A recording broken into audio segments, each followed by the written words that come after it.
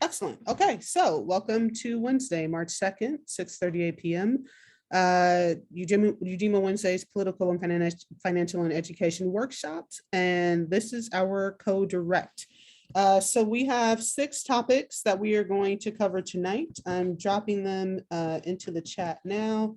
Our board development update and feedback, our upcoming Jazz Urbane vote and equity memo presentation, our voting and investment program for 2022 with highlights to the delegate program and member orientation, our preview of racial capitalism workshops in Ujima Spring Break. So for our first topic, I believe it is okay to turn it over to Paige to give us an update on Ujima's board development process. Yes, thank you, Nia. So yeah, just to remind folks what this is, in around 2020, Ujima invited some community members to help us develop a structure for a member-run board of directors at Ujima. And we did this largely through a voluntary working group. So that working group has been kind of quietly working behind the scenes to bring our Ujima's first board together. So after there was sort of a learning phase that they did where they actually invited peers who had board experience to talk about what works well and what doesn't. And we are now kind of starting to craft a participatory board design process now. So we kind of hope, the working group hopes that we will be able to propose a draft board structure for Ujima's first board to members that they can essentially ratify or vote on at some point during this year, hopefully at our later assembly. So in terms of what we hope that board of directors will look like, we obviously, in keeping to Ujima's mission, want it to be predominantly BIPOC, working class Boston residents, people who are committed to Ujima's mission and work, and people who are excited by different pillars of our model. So people who have experience in like the business side or the arts and cultural organizing side, et cetera. We do want the board to reflect different parts of our ecosystem. And we kind of know that we'll need to have at minimum, a presidency, obviously a treasurer, clerk seat, kind of to satisfy state requirements around boards. But we also know that we probably want to have a rotating position for Ujima staff to take part in the board, and other seats to be defined by this working group. So that's kind of where we are in the process now. So tonight I actually wanted to give you all a sneak peek at what we're devising here and get some feedback, if that's okay. So the first bit is we have a Ujima board mission that we've written, and I'll read it aloud and drop it in the chat so folks can see it and kind of give thoughts.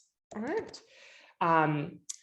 So our working mission right now is, the mission of Ujima's board of directors is to really empower Ujima's leadership, support democratic member-run decision-making, and sustain Ujima's resources in order to return wealth to working class communities of color in Boston. So I'll drop that there. That's the first piece, the mission. And here's the vision. Here's what we kind of hope things will look like if we succeed as a board. And I see that Jax, a member of our working group, has joined. Feel free to chime in, Jax. So our Ujima board vision is the board governs in a participatory manner with an eye towards the future of community power and its effects on working class communities of color in Boston. The board is committed to continuous evaluation, dedicated to Ujima's mission and improvement as a board. So that's the vision. And the last part I'll mention, and then I'll stop talking, is some of our values. So we know that Ujima obviously has a whole slew of values around economic democracy and equity and all these things. We thought it important to think about, obviously we want the board to embody those same values, but also different ones that might complement the work of the board. So here are our draft board values. We believe in equity, humility, integrity, and fellowship as a board. So those are our working materials, very much in development. Anyone have thoughts or reactions to what I shared here? Does this feel right for Ujima?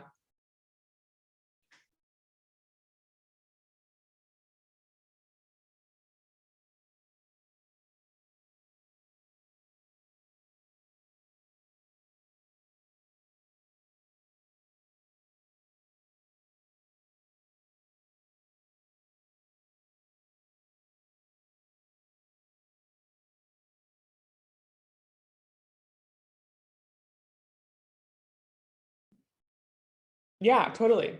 It's a lot to take in. Yeah, yep.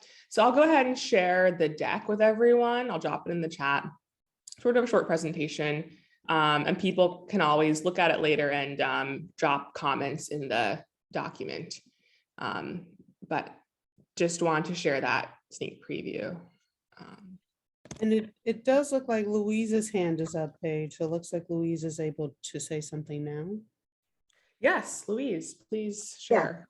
Yeah, I thought of sustainability, but I mean, because I kind of want to get away from Wall Street. So like a dedication fellowship, the community can do a lot to taking care of itself without having to go to Wall Street or something, or run by the people. That they can stay that way. I know how you put it in words, but one word or two, but it's more like sustainability and running by the people. Mm-hmm. I mean, you may have to give a little to the bigger picture too, be part of the bigger picture, but be able to not have your place taken over. You be taken over. Right. So I'm hearing sustainability as a value and commitment to people. Yeah, that's great. Thank you. I might just have a maybe general question. Yeah. I'm curious, what is the piece about valuing humility? Like I totally get that. I think in general, I was just curious among the four, humility was picked. I was just curious if you had any comments on that. Yeah, I think this could be right. And Jax, let me know if this is wrong. We wanted to include humility because this is going to be Ujima's first official board, separate from CDs. So in many ways, this process is, a little experimental, and we want to remain kind of humble and open to new ideas. I think is the thought there. Oh, thanks. Yeah. Cool. Awesome. I didn't have too much to share beyond that, Nia, so feel free to take the reins back, but thank you all. Cool. Thank you so much, Paige. And what I'll add to that is my understanding is we will probably in every co-direct through October, where the hope is to present something to members to ratify. The group will be looking for feedback essentially on the latest. Is that correct, Paige? Yes, we'll either be sharing an update on the new developments or have something to ask specifically for your feedback on. Okay, excellent. And I think we are also maybe marking April, not as our April assembly, not as necessarily an opportunity to present something for ratification, but something that's maybe a bit of a bigger moment beyond a section of co-direct to try to gather input from members. So I think April may be another time on the calendar to mark. Okay, and actually on that note, I should actually add April to our co-direct topics. So let me just write that in there so I don't forget really quickly. Okay, excellent. So next up, we have our upcoming Jazz Urbane vote, equity memo presentation, and equity 101 primer. So we are now getting ready to open up our Ujima's third investment vote. As a reminder, January 31st, we were able to successfully reach quorum on our second investment opportunity in Dorchester Food Co-op. And we've got a little bit of momentum going, which is really exciting. So the next one that we have unveiled to members yesterday, we sent out that equity memo in an email yesterday, is Jazz Urbane, which is a new restaurant in the Nubian Square area in the Boeing building. And there are a couple of interesting things. Well, there's one kind of primary interesting thing about this investment opportunity. It's that it is an equity investment opportunity as opposed to a debt investment opportunity. The Ujima Fund is primarily a debt fund, meaning our investments are in the shape of loans to businesses with some room for a little bit of equity, which is an ownership stake. And so Jazz Urbane, the investment that they are interested in seeking from us and other investors is an equity investment. So there are a few things happening in that direction. As I said, an email has gone out to voting members yesterday with the equity memo that provides information about the opportunity, about the team, about the business, and about their plans, and about what they say they believe the kind of returns on investment will be. In that equity memo is a survey. It's an optional survey for members to complete, where they can ask us questions. They can ask Jazz Urbane questions. They can tell us what they're thinking. They can give us some additional information on Jazz Urbane that we might not have. So this is where we think being member-based and member-run is an advantage. So for example, in these types of due diligence processes, rather than something that's a top-down market research process that's distant and disconnected, we want to have intimate knowledge from community members. So it's an opportunity for community members to let us know anything they think we need to know about the Jazz Urbane team and about the business venture. And anyone who completes that survey, we're asking them to complete that by March 9th. And what we will do is take that information. Any questions for Jazz Urbane, we'll relay those questions to Jazz Urbane, and Jazz Urbane will be tasked with answering those questions before the March 16th equity memo presentation.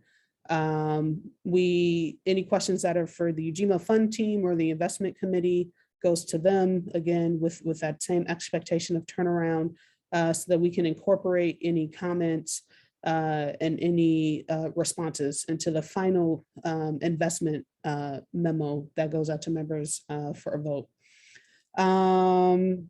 As I also said, the equity memo presentation itself is slated for March 16th at 6:30 p.m.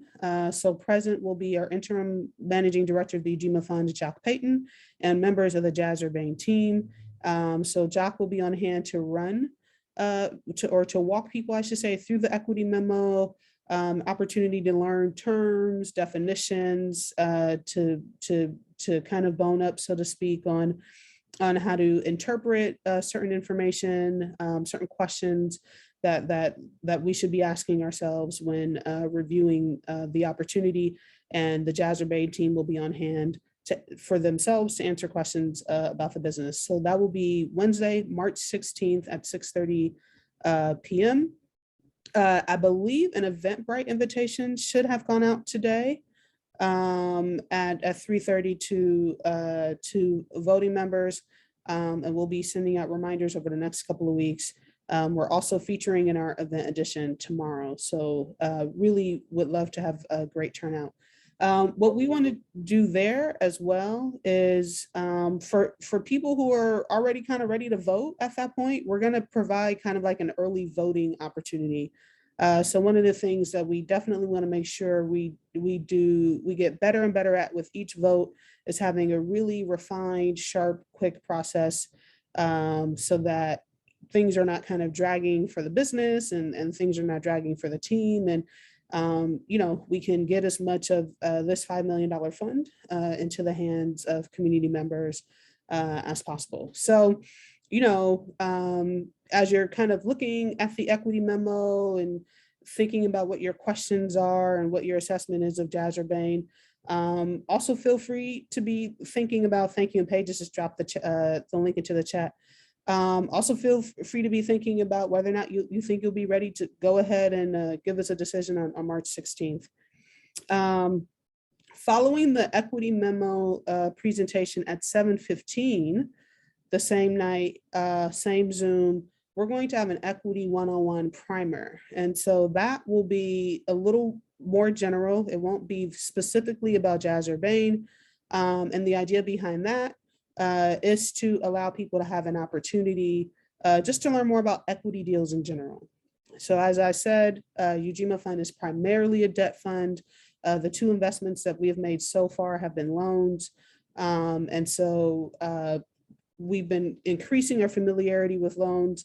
This will be our first equity deal. So we just want to make sure we're able to have people feel more comfortable and more familiar with equity investments. So that's at 7:30. I think the last thing that I want to say about this, our thought is we have not yet finalized when the formal vote will open. I think very ambitiously, what we'd like to do is be able to kind of turn around the questions and the comments from the March 16th session pretty quickly, and maybe release the ballot March 17th. That's our ambition, is that we will release the ballot March 17th. We hope not to release the ballot any later. So that will be a Thursday, any later than Monday, March 21st. So the formal vote, the ballot will be going out sometime between March 17th and March 21st. And I say that so that voting members can get ready and be on the lookout for it. So again, what's ideal is, people kind of try to find space to vote right away, to check out the investment memo, and get the information and see if they have any questions, to see if they're able to make a decision right away, so that we can close it out quickly. And for Solidarity members, we're going to be looking for help contacting voting members in that first week pretty immediately. So what we saw with the Dorchester Food Co-op vote was we had a really strong kind of opening day of voting. We had a really strong opening week. We lagged a little bit in the middle, and then had to kind of really pull out all the stops at the end to close out strong. We also saw that Solidarity members who made calls and texted and sent emails, that was actually really effective at getting people to vote. Similarly with voting members who did so. And so again, we just want to get better and better with each effort, take what we've learned about what's worked, and apply it, and save time. So our aim is that first week, again, sometime between March 17th and March 21st, to really have everyone oriented to make calls, send emails, send texts, make sure that voting members are voting, and for voting members to vote and then join the rest of us in kind of making those calls, making those texts, and getting as many votes conducted in that first week as possible. I'll pause there just to see if there are any questions or reflections on this topic. Maybe just for the notes. Mm-hmm. I think I missed the webinar about equity investment dates. Yes, both March 16th, Wednesday, March 16th, the Jazz Urbane Q&A at 6:30 p.m. and then the Equity Memo 101 at 7:15 p.m. And that's same link, same registration. Same link, same registration. Yep. Thank you, Sienna. Thank you. All right. Next topic is the next two are our delegate program and our member orientation. On Monday, we sent out an email to voting members titled Ujima's 2022 Voting and Investment Program. So you heard me kind of really emphasize in the last topic, we really want everyone to kind of gear up for a major role, for example, in the next vote that's coming up for Jazz Urbane, to really kind of let's all do our part to ensure that we reach quorum on the votes and to ensure that voting members participate early. So we thought it would be a good idea to orient voting members to what's coming this year. Primarily because it's different just in terms of, I would say, I guess, pace and quantity. So our Dorchester Food Co-op vote is Ujima Fund's second vote, or second successful investment vote. The first one was in 2019. So we've had a couple of years pass without an active investment vote. Our process is a very intricate and slow process, and we're definitely doing what we can to refine and speed up that process. And so, this year, hopefully we'll feel different to all of our members and to voting members, in that our goal is to do between 7 and 10 investments this year, valued at about $1.25 million. And so that means we're going to be kind of knocking on your doors a lot to make decisions this year, particularly in comparison to previous years. So we sent out that email to let voting members know, hey, 2022 it's going to be quite the year on the investment side. That's our ambition. And so what that means is we continually want to be developing stronger internal infrastructure for voting for members, and so we just want to make sure voting members know what we have set up to try to maximize their participation. So in there, we talk about the voter affirmation form or process that we've talked about previously, so I won't go into detail there. We also talk about, I'm actually trying to, the personalized investment plans that voting members and resident members can complete when they become members. So again, we've talked about that previously, so I won't talk about it there, or talk about it here, sorry. Two new things that we bring up are two things that we've not yet implemented, but that we've conceptualized and we're trying to flesh out that we may implement soon. So one is a delegate program, and this is for our list ratification program. And the reason we're thinking about doing a delegate program is right now the 3 investment plans that we have, and the process that we have so far for how an investment plan becomes an investment plan is there essentially kind of 2 primary gates. So one is an initial community members, voting members, resident members name a business, and that just kind of all gets compiled and goes on a giant list. No mediation by Ujima. And then the second gate is then that kind of giant list in the past has been presented to Ujima members for ratification. So we've done this with 3 lists.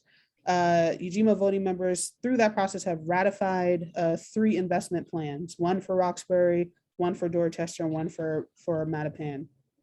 The last time we tried to do this, and this was with a citywide list, we did not successfully reach quorum. Both times, what was clear was we were asking members to consider a lot of information. So that first time around, members were being asked to look at a list of 140 businesses. And we asked for approval of the whole list. Still, it's not hard to imagine that people would be trying to kind of wrap their minds around, well, how do I make a decision about 140 businesses in this space?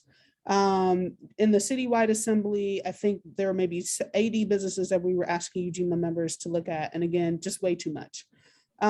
So we started to think about how we could kind of just make the information more digestible and create processes where we could all be confident that Ujima voting members were actually able to really kind of review and assess businesses and really make an informed decision. So what seemed clear to us was we need to be kind of cutting down the amount of businesses that gets presented to Ujima members for consideration.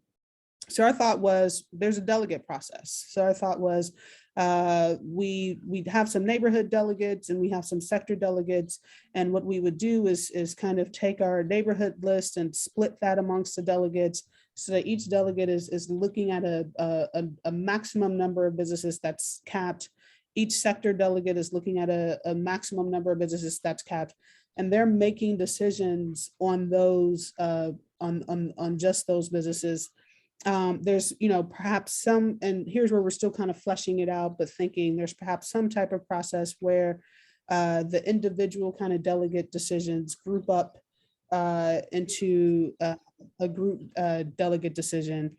And then we then have to figure out once the kind of group of neighborhood delegates and the group of sector delegates make decisions about particular businesses, how do they just kind of get on a final investment plan that we considered ratified, that we wouldn't be presenting to members for a vote. So here, for example, I would say, one kind of method could be a business that shows up on both lists. So a business that essentially is approved by both the sector delegate group and the neighborhood delegate group.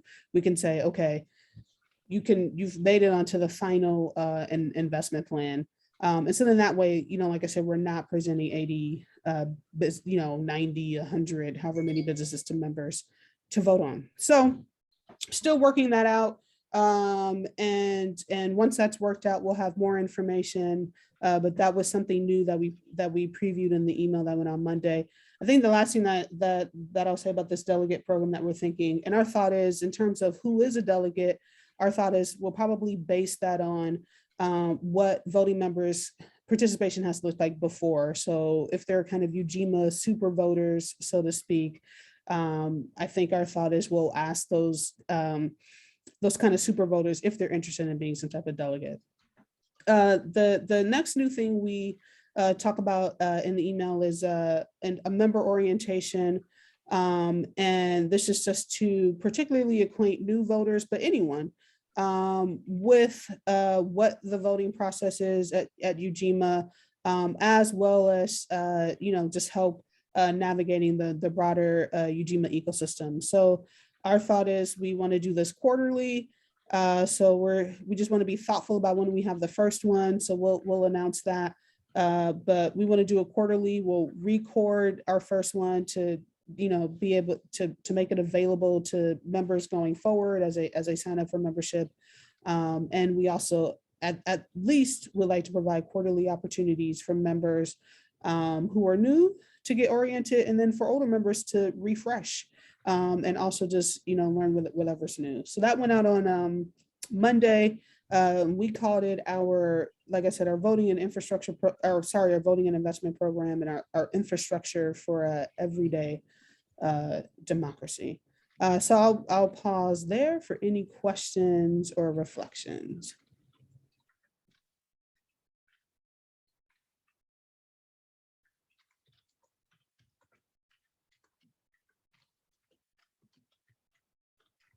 All right. Oh, Siona. I was just gonna say thanks for talking through some of that, because I did kind of go through the delegate. It wasn't specifically that, but I wasn't exactly sure what that was. So that's really helpful. Thank you. Thank you, Siona. Thank you very much. All right, next, quick just preview of our racial capitalism workshops. So March is Racial Capitalism Month at Ujima. So starting with next Wednesday, which is If You Know Wednesday. And as a reminder, If You Know Wednesday is our BIPOC only political and financial education workshop. So in the spirit of safe, comfortable space, that workshop is the one that will not be recorded and sent out to members the following week.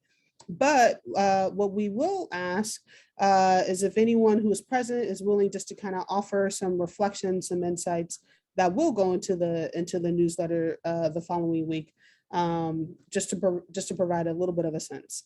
I believe our guest next week will be Renee Hatcher, who's an attorney at University of Illinois, Chicago. Fantastic person, great peer of the org. So should be really, really great presentation or conversation, I should say. The following Wednesday, there will not be a political and financial education workshop because Ujima will be on spring break. What will be happening instead is the Jazz Urbane Equity Memo Q&A and the Equity 101 presentation. So a couple of us will be working, but we're not going to do the political and financial education workshop because we don't want everybody to work. So please do mark on the calendar. There's no political and financial education workshop Wednesday, March 16th. Then we return, and I believe we have slated that night Dustin Jenkins, March 23rd. Should be a great presentation. And then finally, we are having a political and financial education workshop the last Wednesday in March, March 30th. That's also unusual because usually in a month where there's 5 weeks, we just take the 5th week off. But because we're skipping spring break, we decided just to go ahead and shift what would be happening that Wednesday to the last Wednesday, March 30th. And I believe, oh man, I cannot remember the name of our guest, but she's the ED of the Royal House here in Boston, and unfortunately her name is escaping me. So Kiara Singleton. Kiara Singleton. Thank you, James. So great lineup of people that we will be in conversation this month with on racial capitalism. All right. Next topic, and then actually, James, after I talk about this, I'm going to throw it to you to talk about the April Assembly, if that's okay. Is that all right? And you can say no if it's not, James. Sure, I can talk about it. Okay, all right. So the last topic from me, and I've mentioned this already, is the week of March 14th, Ujima will be on spring break. So Monday, March 14th through Friday, March 21st, we are shut down. We're taking our seasonal 1 week break. This is one of our internal care practices. So our vacation responders will be on. And as I said, you'll see a couple of us on Wednesday, March 16th for the Jazz Urbane Equity Memo Q&A and Equity 101 presentation, but that's it. So just take note of that. And then finally, James, I see Lisa's entering and we have about 4 minutes, but if you could just really quickly just talk about our April assembly plans, that'd be great. For sure. Hi, everyone. My name is James. I'm on staff. I'm the Chief of Staff of Community and Culture. Happy to be here. Excited to see everyone. So yeah, as Nia mentioned, this month is Racial Capitalism. In April, super excited. The theme of the month is going to be Black recreation, really exploring the many ways in which Black people exist, celebrate, find joy, and just exist in public space often. And so we have a number of workshops sort of like exploring that. 1 week is entitled Pools and Public Play. Another one is exploring beach cultures. And another week is exploring innovative cannabis experiences that are emerging in the city. So we'll be sharing more details about the workshops in particular. And I just want to highlight that because at the end of the month, we'll be having our April assemblies. And so as many of you guys know, we have assemblies, which, you know, are spaces for us to gather, convene, sometimes make decisions. And we're going to have our first assembly of the year is going to be in April. Right now we're honing in on April 29th and 30th. Definitely more details soon, but The sort of concept right now is really us curating a space that'll be like full of like projections, really showcasing a lot of different images around Black joy, Black people, but also within that, there would be some sort of voting experience and decision that we'll be making, that we'll share with y'all, I'm sure, soon. But yeah, that's sort of some preview of an exciting, colorful April that we have in mind. And hopefully you all are available and excited to participate. Go ahead. Nia, is there anything else you want to mention? Oh yeah, no, thank you, James. I was just going to say, just on the participation note, we will be looking, of course, for participation just in the form of enjoyment, and also participation in the form of volunteers. So we're also going to be counting on you all to help us with some execution of some of the great things that we have planned as well. So please do mark your April calendar. And did you get the date, James? For the assembly in particular, it's going to be April 29th and April 30th. Please mark your calendars, and yeah, please start to orient yourselves towards what I think is going to be a really just great feeling event, or assembly series of events, I should say, and also think about whether or not you're available to also help with some of the planning and the execution at that time. So I'll pause there for any kind of final questions or reflections before we transition to the Arts and Cultural Organizing member team meeting tonight. Are most of the April events and the assembly planning to be virtual? Or if we don't know, that's fine. Yeah, it's a good question, Tiana. So I think the planning for sure will be virtual, but I think the actual assembly in April will probably be in person. The end of month assembly. Oh, wow. Correct. Cool. Thank you. Good question, Tiana. Thank you so much. Okay, and with that, I will end this co-direct. And so I will stop the recording